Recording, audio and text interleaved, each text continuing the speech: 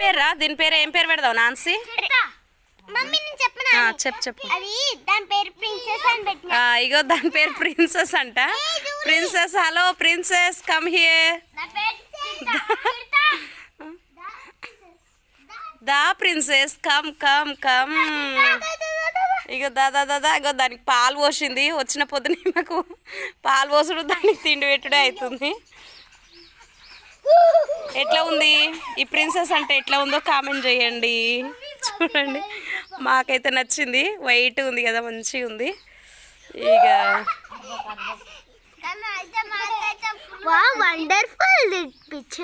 అబ్బో wonderful this పిక్చరా. ఏంటిది?